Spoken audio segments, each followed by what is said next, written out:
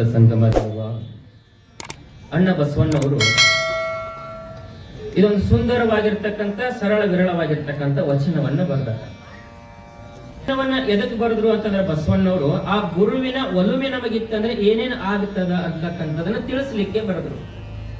ಅಂದ್ರೆ ಆ ಗುರುವಿನ ಒಲುಮೆ, ಆ ಗುರು ನಮಗ ಒಲದ ಅಂತಂದ್ರೆ ಏನೇನೆಲ್ಲ ಆಗ್ತದಪ್ಪ, ನೀನೊಲಿದರೆ ಕೊರಡು ಕೊನರುವುದಯ್ಯ.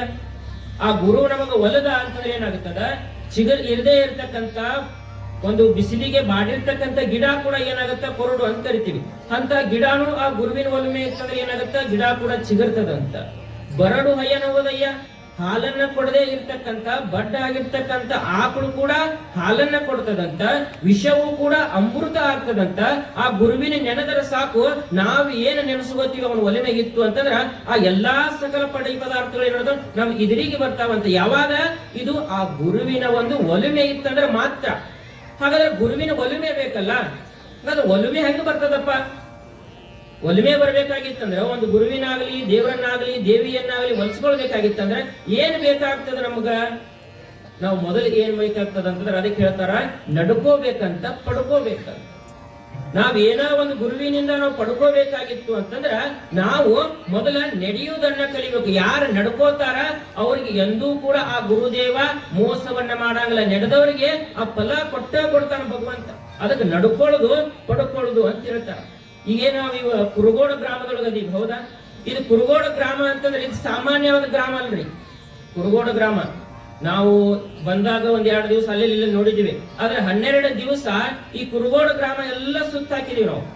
ಬೆಟ್ಟ ಗುಟ್ಟ ಎಲ್ಲ ಸುತ್ತಾಕಿದಾಗ ತಿಳಿತು ನಾವು ಎಲ್ಲಾ ನೋಡ್ಬೇಕಂತ ಅಲ್ಲಿ ಇಲ್ಲೇ ಎಲ್ಲೆಲ್ಲೋ ಹೋಗ್ತೀವಿ.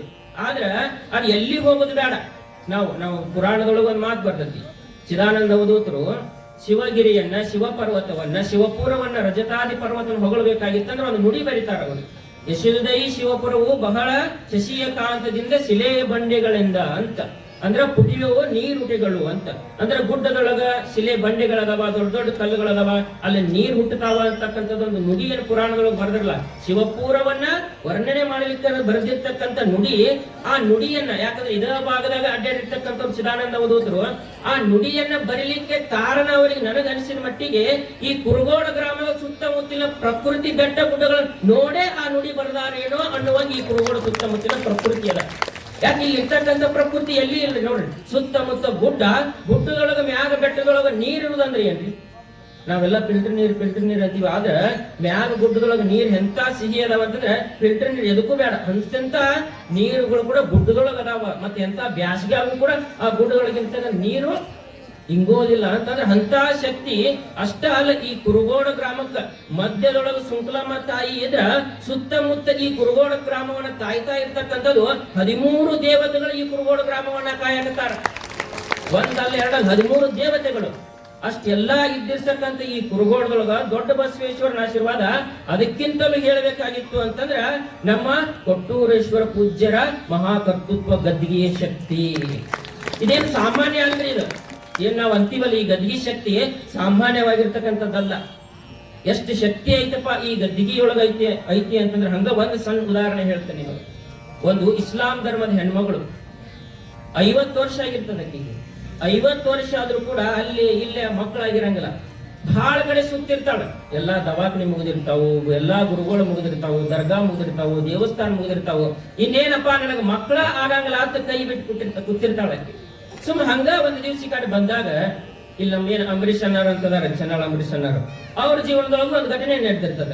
ಅವ್ರ ಅಣ್ಣರಿಗೆ ಹಾರ್ಟ್ ಆಪರೇಷನ್ ಆಗೋ ಸಂದರ್ಭದೊಳಗ ಅವ್ ಆರಾಮ್ ಇರ್ಲಾರಾಗ ಈ ಗದ್ದಿಗೆ ಸುತ್ತ ಹಾಕಂದಿರ್ತಾರಂತ. ಆವಾಗ ಸುತ್ತ ಹಾಕಿದಾಗ ಅವ್ರಿಗೆ ಅವ್ರ ಅಣ್ಣಾರಿಗೆ ಆರಾಮಾಗಿದ್ದನ್ನ ಆ ಅಂಬರೀಷ್ ಅನ್ನಾರ ಏನ್ ಮಾಡ್ತಾರೆ, ಆ ಹೆಣ್ಮಗಳು ಹೇಳ್ತಾರ, ನೋಡವ್ವ ನನಗೆ ಹಿಂಗ್ ಒಳ್ಳೇದಾಗಿತ್ತು, ಮತ್ತೆ ನೀನು ನಂಬಿಕೆ ಇಟ್ಟ ಆ ಕೊಟ್ಟೂರೇಶಿಗೆ ನಡ್ಕೋತಾಯಿ ಒಂದು 5 ವಾರ ಏನ್ ಮಾಡು, ಆ ಕೊಟ್ಟೂರೇಶಿನ ಗದ್ದಿಗೆ ಸುತ್ತ ಹಾಕು ಅಂದ್ರ. ಆ ಹೆಣ್ಮಗಳಂತಾರ ಇಸ್ಲಾಂ ಧರ್ಮದ ಹೆಣ್ಮಗಳಂತಿ. ಆಕಿ ಅನ್ಕೊಂಡ್ಲು ಮತ್ತೆ ಎಲ್ಲಾ ಕಡೆನೂ ಎಲ್ಲಾ ದೇವ್ರ ಮುಗಿದಾವು, ಎಲ್ಲಾ ಡಾಕ್ಟರ್ ಮುಗಿದಾವು, ಇದೊಂದು ಕೊನೆಯ ಪ್ರಯತ್ನ ಯಾಕೆ ಮಾಡಬಾರ್ದು ಅಂತ ಏನ್ ಮಾಡುದು, ಕೊಟ್ಟೂರೇಶ್ ಗದಿಗೆ ಮುಂದೆ ಬರ್ತಾಳ. ಆಕಿ ಏನು ಬರ್ಬೇಕಾಗಿದ್ದ 1 kg ಬಂಗಾರ ತರಲಿಲ್ಲ, ಹೂ ತರಲಿಲ್ಲ, ಏನೂ ತರಲಿಲ್ಲ. ಭಕ್ತಿಯಿಂದ ಬರ್ತಾಳ, ಕೊಟ್ಟೂರೇಶಿಗೆ ಬಿಟ್ಕೋತಾಳ. ಯಪ್ಪ ಏನೋ ಒಂದು ನಂಬಿಕೆ 4 ಮಂದಿ ಹೇಳ್ಯಾರ ಅಂತ ನಿನ್ನ ಗದ್ಗಿ ಮುಂದೆ ನಾನು ನಂಬಿಕೆ ಇಟ್ಟು ಬೇಡಾಕತ್ತೀನಿಯಪ್ಪ, ಕೊಟ್ಟರು ನೀನ ಕೊಡ್ದಿದ್ರು ನೀನಪ್ಪ, ನಿನ್ನ ಸೇವಾ ಮಾಡ್ತೀನಿ ಅಂತ ಏನ್ ಮಾಡಿದ್ಲು, 5 ವಾರ ತಪ್ಪದೆ ಬಂದು ಕೊಟ್ಟೂರೇಶನ ಗದ್ಗಿಯನ್ನು ಸುತ್ತ ಹಾಕ್ತಾಳ. ಸುತ್ತ ಹಾಕಿದ ಪ್ರತಿಫಲ 5 ವಾರ ಆದ್ಮೇಲೆ ಏನಾಗ್ತದ, ಆಕೆಯ ಗರ್ಭ ನಿಲ್ತದ. ಗರ್ಭ ನಿಂತ ಆಕೆ 2 ಗಂಡು ಮಕ್ಕಳಿಗೆ ಜನ್ಮವನ್ನ ಕೊಡ್ತಾಳ. ಒಬ್ಬ ಇಸ್ಲಾಂ ಧರ್ಮದ ಹೆಣ್ಣು ಮಕ್ಕಳು ಗದ್ಗಿಗೆ ನಡ್ಕೊಂಡು 2 ಗಂಡು ಮಕ್ಕಳಿಗೆ ಹೆಸರು ಕೊಟ್ಟು ಆಕಿ ಏನೋ ಜನ್ಮ ಕೊಟ್ರ ಅವ್ರಿಗೆ ಹೆಸರು ಇಡ್ತಾಳ. ಏನಂತ ಹೆಸರು ಇಟ್ಕೊಂಡು ಇಸ್ಲಾಂ ಧರ್ಮದೊಳಗದಾಳ. ಆದ್ರ ಆ ಮಕ್ಕಳಿಗೆ ಹೆಸರು ಏನಿಟ್ಲು ಅಂತಂದ್ರ, ಫಸ್ಟ್ನೇ ಹುಟ್ಟಿದ ಮಕ್ಕಳಿಗೆ ದೊಡ್ಡ ಕೊಟ್ಟೂರೇಶ್ವರ, 2ನೇ ಹುಟ್ಟಿದ ಮಕ್ಕಳಿಗೆ ಸಣ್ಣ ಕೊಟ್ಟೂರೇಶ್ವರ ಅಂತ ಹೆಸರಿಟ್ಲು. ಅಂದ್ರ ಆ ಕರ್ತೃತ್ವದ ಗದ್ಗಿ ಶಕ್ತಿ ಎಂತದೈತಿ ಅಂತ. ಆ ಶಕ್ತಿ ಗೊತ್ತಾಗಬೇಕಾಗಿದ್ದು ಸುಮ್ಮ ಬಂದ್ ಅಡ್ಡಾಡಿದ್ರೆ ಗೊತ್ತಾಗಲ್ಲ, ಅದಕ್ಕೆ ನಾವು ನಡ್ಕೊಳ್ಬೇಕು, ಪಡ್ಕೋಬೇಕು ಅಂತ. ಹಾಗೆ ಯಾರ್ಯಾರು ಆ ಗದ್ದಿಗೆ ನಡ್ಕೋತಾರೋ ಅವರೆಲ್ಲರೂ ಕೂಡ ಆ ಗದ್ದಿಗೆ ಮಹತ್ವದಿಂದ ಒಂದೊಂದು ಶಕ್ತಿಯನ್ನ ಪಡ್ಕೋತಾರ. ಇಂಥ ಒಂದು ಇತಿಹಾಸ ಶಕ್ತಿಯನ್ನ ಉಳಿತಕ್ಕಂತಹ ಈ ಕೊಟ್ಟೂರೇಶ್ವರ ಮಠಗಳೇನದಾವಲ್ಲ, ಸುಮಾರು ಇದು 1517ರೊಳಗಿಂದ ಪ್ರಾರಂಭ ಆಗಿರ್ತಕ್ಕಂಥ ಈ ಕೊಟ್ಟೂರೇಶ್ವರ ಮಠಗಳೆಲ್ಲವೂ ಕೂಡ ಈ ನಿರಂಜನ ಜಗದ್ಗುರುಗಳ ಈ ಕೊಟ್ಟೂರೇಶ್ವರ ಮಠಗಳು 770 ಮಠಗಳನ್ನ ಹೊಂದಿರತಕ್ಕಂಥದ್ದು, 60,000 ಎಕರೆ ಆಸ್ತಿಯನ್ನು ಹೊಂದಿರತಕ್ಕಂಥದ್ದು ಮಠ. ಇದು ಸಾಮಾನ್ಯ ಅಲ್ಲ. ಆದ್ರೆ ಇಂಥ ಮಠಕ್ಕೂ ಕೂಡ, ಇಂಥ ಶಕ್ತಿ ಇರ್ತಕ್ಕಂಥ ಮಠಕ್ಕೂ ಸೂರ್ಯ ಜಗತ್ತನ್ನ ಬೆಳಗ್ತಾನಂದ್ರೂ ಕೂಡ ಸೂರ್ಯನಿಗೆ ಏನಾಗತ್ರಿ, ಕೆಲವೊಮ್ಮೆ ಗ್ರಹಣ ಅಂತಕ್ಕಂಥದ್ದು ಬಡ್ಕೋತೈತಿ. ಹೌದಾ? ಹಂಗ ಈ ಎಲ್ಲಾ ಮಠಗಳಿಗೆ ಏನಾಗ್ಬಿಡ್ತೀವಿ ಅಂತಂದ್ರ, ಯಾವಾಗ ಕೊಟ್ಟೂರ ಸ್ವಾಮಿಗಳು ಲಿಂಗೈಕ್ಯರಾಗಿದ್ರು, ಆ ಲಿಂಗೈಕ್ಯರ ಆಗಿರ್ತಕ್ಕಂಥ ಸಂದರ್ಭದೊಳಗ ಇದಕ್ಕ ಗುರುಗಳು ಇಲ್ಲಾರಂಗ ಆಗ್ಬಿಡ್ತು.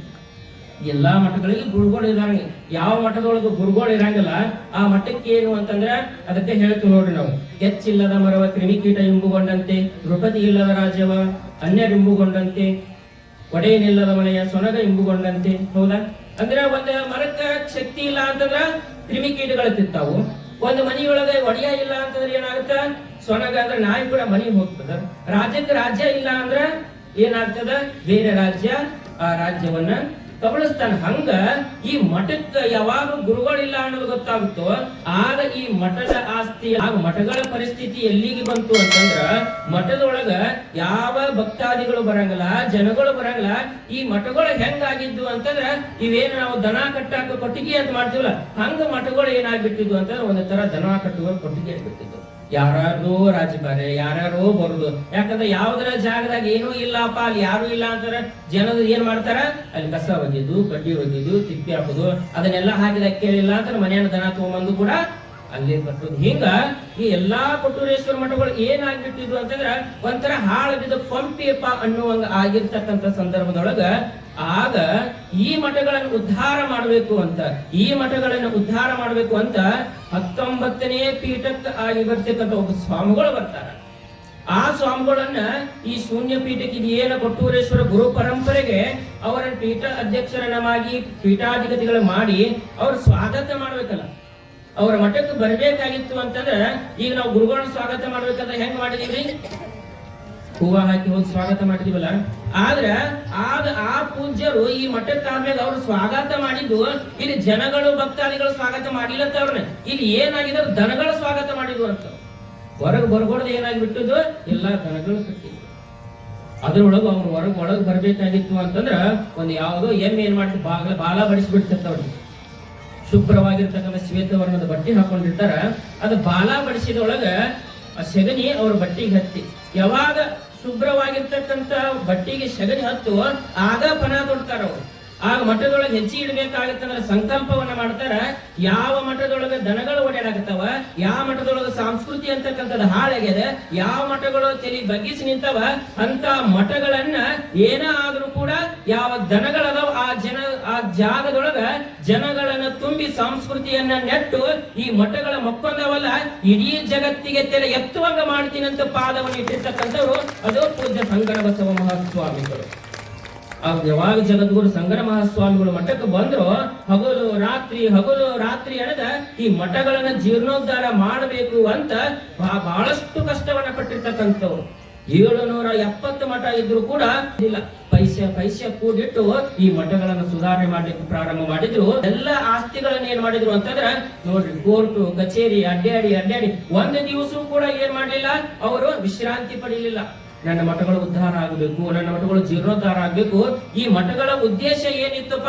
ಜನಗಳಲ್ಲಿ ಸಂಸ್ಕೃತಿಯನ್ನು ತುಂಬುದು, ಅದು ಮತ್ತು ಮುಂದುವರಿಬೇಕು, ಶೈಕ್ಷಣಿಕವಾಗಿ ಮುಂದುವರಿಬೇಕು, ಆಧ್ಯಾತ್ಮಿಕವಾಗಿ ಮುಂದುವರಿಬೇಕು ಅಂತ ಪಣ ತೊಟ್ಟು ಹಗಲು ರಾತ್ರಿ ಹಣದಲ್ಲಿ ದುಡಿದು ಶಂಕರಬಸವ ಮಹಾಸ್ವಾಮಿಗಳ ಶ್ರಮ, ಅವರ ತಪಸ್ಸು, ಅವರ ಒಂದು ಶ್ರಮದಿಂದ ಇವತ್ತು ನಾವು ಇಲ್ಲಿ ಕೂತು ಇಷ್ಟು ಚಂದ ಪುರಾಣ ಕೇಳಾಕತ್ತೀವಿ, ಇಷ್ಟು ಜನ ಕೂತೀರಿ, ಇಷ್ಟು ದಾಸೋಹ ನಡೀತದ, ಇಷ್ಟು ಮಂದಿ ಪೂಜ್ಯರದಾರ.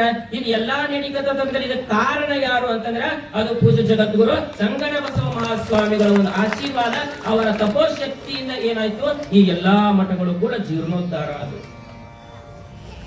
ಶಂಕರಬಸವ ಮಹಾಸ್ವಾಮಿಗಳು ಸಾಮಾನ್ಯ ಅಲ್ರಿ. ಅವ್ರ ಮೊದಲ ಆಸೆ ಏನಿತ್ತು ಅಂತಂದ್ರ ವಕೀಲರಾಗಬೇಕು ಅನ್ನೋ ಆಸೆ ಇರುತ್ತೆ ಅವ್ರಿಗೆ, ಶಂಕರಬಸವ ಮಹಾಸ್ವಾಮಿಗಳಿಗೆ. ಆದ್ರ ಅವ್ರ ಕೈಯಾಗ ಒಂದು ಗ್ರಂಥ ಸಿಗುತ್ತೆ ನೋಡ್ರಿ, ಯಾರ್ಯಾರ ಜೀವನ ಹೆಂಗ್ ಬದಲಾಗ್ತದ ಅನ್ನೋದು ಗೊತ್ತಾಗಂಗಿಲ್ಲ. ಅವ್ರ ಕೈಯಾಗ ಒಂದು ಗ್ರಂಥ ಸಿಕ್ತಿ, ಆ ಗ್ರಂಥವನ್ನು ಓದುತ್ತಾ ಅವರ ಜೀವನವೇ ಬದಲಾಗ್ತದ. ಅದು ಯಾವ ಗ್ರಂಥ ಅಂತಂದ್ರ ಸಮಾಜಕ್ಕಾಗಿ ಸಮಾಜ ಎಂದು ಸಮಾಜಕ್ಕಾಗಿಯೇ ತನ್ನ ಪ್ರಾಣವನ್ನು ಉಡುಪಾಗಿಟ್ಟಿರ್ತಕ್ಕಂಥ ಹಾನಗಲ್ಲ ಕುಮಾರ ಮಹಾಸ್ವಾಮಿಗಳ ಪುರಾಣ ಯಾವಾಗ ಓದ್ತಾರೋ ಅವಾಗ ಅವ್ರಿಗೆ ಇಡೀ ಜೀವನ ಬದಲಾಗ್ತದ. ಯಾಕಂದ್ರೆ ಹಾನಗಲ್ಲ ಕುಮಾರ ಸ್ವಾಮಿಗಳು ಅಂತಂದ್ರ ಸಾಮಾನ್ಯ ಅಲ್ಲ. ಪೂಜ್ಯರು ನಾವು ಏನ್ ಇದ್ರೊಳಗೆ ನಿನ್ನೆ ದಿವಸ ಹೇಳಿದಾನ 18ನೇ ಅಧ್ಯಾಯದೊಳಗೆ ಜೀವನ್ಮುಕ್ತಿ ಅಂತ, ಇದ್ರೊಳಗೆ ಒಂದು ಜೀವನ್ಮುಕ್ತಿ ಒಳಗೆ ಒಂದು ನುಡಿ ಬರ್ತದ. ವಿರತಿ ಬಲಿಯಲಬೇಕು, ಜನಗಳ ಪರಿಯ ಬಿಟ್ಟಿರಬೇಕು, ಬಹು ಏಕಾಂತವಿರಬೇಕು, ಮಾತಿನ ಹರಿಯ ಬಿಟ್ಟಿರಬೇಕು ಅಂತ ಚಿದಾನಂದ ಅವಧೂತರು ಬರೀತಾರಲ್ಲ. ಆ ವಿರತಿ ಅಂತಂದ್ರೆ ವೈರಾಗ್ಯಕ್ಕೆ ಉದಾಹರಣೆ ನಾವು ಕೊಡ್ಬೇಕಾಗಿತ್ತು ಅಂತಂದ್ರೆ ಅದು ಹಾನಗಲ್ಲ ಕುಮಾರ ಮಹಾಸ್ವಾಮಿಗಳು. ಎಂತ ವೈರಾಗ್ಯ ಹಾನಗಲ್ಲ ಕುಮಾರ ಸ್ವಾಮಿಗಳು, ಸಾಮಾನ್ಯ ಆಗ್ಲಿ. ನಾವು ನೀವು ತಂದೆ ತಾಯಿ ಅಂತೀವಿ, ಆದ್ರ ಹಾನಗಲ್ಲ ಕುಮಾರ ಸ್ವಾಮಿಗಳು ತಾಯಿಯನ್ನ ಬಿಟ್ಟು ವಿದ್ಯೆಯನ್ನ ಕಲೀಲಿಕ್ಕೆ ಹೋಗಿರ್ತಾರ. ಆ ವಿದ್ಯೆಯನ್ನ ಕಲೀಲಿಕ್ಕೆ ಹೋದಾಗ ವಿದ್ಯೆ ಕಲಿತ್ಮ್ಯಾಗ ಒಂದು ದಿವಸ ನೀಲಮ್ಮ ತಾಯಿ ಬಂದು ಕೇಳ್ತಾಳಪ್ಪ, ಹಾಲಯ್ಯ ನಿನಗ ಮದ್ವಿ ವಯಸ್ಸಾಗೈತೆ, ಇನ್ನು ನಿನಗ ಮದ್ವಿ ಮಾಡ್ತೇನಪ್ಪ, ನಾನು ಒಂದಿಷ್ಟು ಮೊಮ್ಮಕ್ಕಳು ಕಾಣ್ತೀನಿ ಅಂತ ತಾಯಿ ಕರೆದಾಗ ಹಾನಗಲ್ಲ ಕುಮಾರ ಸ್ವಾಮಿಗಳು ಅಂತಾರೆ, ವಾ ನೀ ಎಲ್ಲ ನನ್ನ ಒಬ್ಬ ಸಂಸಾರಿ ಮಾಡ್ಬೇಕು ಅನ್ಕೊಂಡಿ, ಆದ್ರೆ ನನಗ ಈ ಸಂಸಾರಿ ಆಗೋದು ಬೇಕಾಗಿಲ್ಲ ತಾಯಿ, ಈ ಸಮಾಜಕ್ಕಾಗಿ ನನ್ನ ಜೀವನವನ್ನು ಉಡುಪಾಗಿಟ್ಟೇನೆ ಅಂತ ತಿಳ್ಕೊಬೇಕಂತ ತಾಯಿ. ಅದಕ್ಕೋಸ್ಕರ ತಾಯಿ ಋಣ ತೀರ್ಸಾಕಾಗಂಗಿಲ್ಲ, ತಂದೆ ಋಣ ಗುರುವಿನ ಋಣ ತೀರ್ಸಾಕಾಗಂಗಿಲ್ಲ. ಆದ್ರೆ ಇವತ್ತು ನಾ ಹೇಳಕತ್ತೇನೆ ತಾಯಿ ಋಣ ತೀರ್ಸಕ್ ಆಗಂಗಿಲ್ಲ. ಆದ್ರೂ ಕೂಡ 3 ವರ್ಷ ನಾ ಇಲ್ಲಿ ಹುಡುಗರಿಗೆ ಪಾಠ ಹೇಳಿ ಒಂದು 300 ರೂಪಾಯಿ ಸಂಪಾದನೆ ಮಾಡಿನವ. ಈ 300 ರೂಪಾಯಿ ನಿನ್ನ ಒಡಿಲೊಳಗೆ ಹಾಕ್ತೀನಿ, ಈ 300 ರೂಪಾಯಿ ನಿನ್ನ ಒಡಲೊಳಗೆ ಹಾಕ್ತೀನಿ, ಈ 300 ರೂಪಾಯಿ ತಗೊಂಡು ನಿನ್ನ ಸಂಬಂಧವನ್ನ ಕಡ್ಕೊಂಡ್ ಬಿಡುವಂತ ತಾಯಿಗೆ 300 ರೂಪಾಯಿ ಒಡಲೊಳಗೆ ಹಾಕಿ ಕುಮಾರಸ್ವಾಮಿಗಳು ತಾಯಿ ಮುಖ ನೋಡ್ಲಾರ ಹೊಳ್ಳಿ ಬರ್ತಾರ ನೋಡ್ರಿ. ಅವತ್ತ ತಾಯಿ ಮುಖ ನೋಡಿ ಅವ್ರು 300 ರೂಪಾಯಿ ಹಾಕಿ ಹೊಳ್ಳಿ ಬಂದಿರ್ತಕ್ಕಂಥ ಕುಮಾರಸ್ವಾಮಿಗಳು ಹಾನಗಲ್ಲ ಮಟ್ಟಕ್ಕೆ ಪೀಠಾಧಿಪತಿ ಆಗಿರ್ತಕ್ಕಂಥ ಸಂದರ್ಭದೊಳಗ ತಾಯಿ ನೀಲಮ್ಮ ಬರ್ತಾಳ ಮತ್ತೊಮ್ಮೆ ಮಠಕ್ಕೆ. ತಾಯಿ ನೀಲಮ್ಮ ಮಠದ ಮುಂದಿನ ಬಾಗಿಲಿನಿಂದ ಒಳಗೆ ಬರಾಕತ್ತ ಹಾನಗಲ್ ಕುಮಾರಸ್ವಾಮಿಗಳು ಏನ್ ಮಾಡಿದ್ರು ಅಂತಂದ್ರ ಮಠದ ಹಿಂದಿನ ಬಾಗಿಲೇ ಓಡೋಗಿದ್ರ ಅಂತ. ನಾ ತಾಯಿ ಮುಖ ನೋಡ್ಬಾರ್ದು, ಯಾಕೆ ಅವತ್ತ ನಾ ಕರುವಳಿ ಹರ್ಕೊಂಡ್ ಬಂದಿನಿ, ನಾ ಈ ಸಮಾಜದ ಮಗ ಅನ್ನತಕ್ಕಂಥದ್ದು ಕುಮಾರಸ್ವಾಮಿಗಳು. ಕೊನೆಯ ಕಾಲಕ್ಕೂ ಕುಮಾರಸ್ವಾಮಿ ಎಷ್ಟು ಸಮಾಜದ ಬಗ್ಗೆ ಕಳಕಳಿ ಇತ್ತು ಅಂತಂದ್ರೆ, ಕುಮಾರ ಮಹಾಸ್ವಾಮಿಗಳು ಕೊನೆಯ ಕಾಲದೊಳಗ ಹಾವೇರಿ ಹುಕ್ಕೇರಿ ಮಠದೊಳಗ ಆ ಸಂದರ್ಭದೊಳಗ ಚಿತ್ರದುರ್ಗ ಸ್ವಾಮಿಗಳು ಬಂದು ಕೇಳ್ತಾರ, ಯಪ್ಪ ಕುಮಾರೇಶ ಹೆಂಗೈತಪ್ಪ ನಿಮ್ಮ ಆರೋಗ್ಯ ಅಂತ ಕೇಳಿದ್ರೆ ಕುಮಾರಜ್ಜರ್ ಅಳಾಕತ್ಬಿಡ್ತಾರೆ. ಯಾಕ್ರಪ್ಪ ಏನಾಯ್ತು ಅಂತ ಕೇಳಿದ್ರೆ ಚಿತ್ರದುರ್ಗ ಸ್ವಾಮಿಗಳು, ಅಲ್ರಪ್ಪ ನೀವು ದೊಡ್ಡವರದಿರಿ, ನಿಮ್ಮಂತ ದೊಡ್ಡವ್ರ ಹಿಂಗ ಕೇಳಿದ್ರೆ ಹೆಂಗ್ರಿ ಅಂದ್ರು. ಅಲ್ರಪ್ಪ ನಾ ಏನ್ ಕೇಳೇನ್ರಿ, ನಿಮ್ ಆರೋಗ್ಯ ಹೆಂಗೈತೆ ಕೇಳೇನ್ರಿಪ್ಪ ಅಂದ್ರು ಚಿತ್ರದುರ್ಗ ಸ್ವಾಮಿಗಳು. ಆಗ ಕುಮಾರಜ್ಜರ್ ಅಂತಾರ, ಅಲ್ರಪ್ಪ ನೀವು ದೊಡ್ಡವರದಿರಿ, ನೀವು ದೊಡ್ಡವರು ನನ್ನ ಆರೋಗ್ಯ ಹೆಂಗೈತೆ ಅಂತ ಕೇಳೋದಕ್ಕಿಂತ ಈ ಸಮಾಜ ಹೆಂಗೈತೆ ಅಂತ ಕೇಳಿದ್ರೆ ನಾ ಬಹಳ ಖುಷಿ ಪಡ್ತಿದ್ದೇನ್ರಿ ಅಂತ. ಎಂತ ತ್ಯಾಗಿಗಳು, ಎಂತ ವೈರಾಗ್ಯಗಳು ಇರ್ಬೇಕು ಹಾನಗಲ್ಲ ಕುಮಾರ ಸ್ವಾಮಿಗಳು. ಅಂತ ಹಾನಗಲ್ಲ ಕುಮಾರ ಸ್ವಾಮಿಗಳ ಒಂದು ಪುರಾಣವನ್ನು ಓದಿ ಏನ್ ಮಾಡಿದ್ರು ಅಂತಂದ್ರ ಶಂಕರಬಸವ ಮಹಾಸ್ವಾಮಿಗಳು ಈ ಸಮಾಜಕ್ಕಾಗಿ ಹಾನಗಲ್ಲ ಕುಮಾರ ಸ್ವಾಮಿಗಳಂತೆಯೇ ತಮ್ಮ ಇಡೀ ಜೀವನವನ್ನ ಏನ್ ಮಾಡಿದ್ರು, ಈ ಸಮಾಜಕ್ಕಾಗಿ ಕೊಟ್ಟೂರೇಶ್ವರ ಮಠಗಳನ್ನ ಜೀರ್ಣೋದ್ಧಾರ ಮಾಡಿದ್ದಾಗಿ ತಮ್ಮ ದೇಹವನ್ನ ಸಲ್ಲಿಸಿರ್ತಕ್ಕಂಥವ್ರು. ಅಂತ ಶಂಕರಬಸವ ಮಹಾಸ್ವಾಮಿಗಳು ಈ ದೇಹವನ್ನ ಬಿಟ್ಟು ಹೋಗತಕ್ಕಂಥ ಸಂದರ್ಭದೊಳಗ ಹಂಗ ಹೋಗ್ಲಿಲ್ರಿ ಅವರು.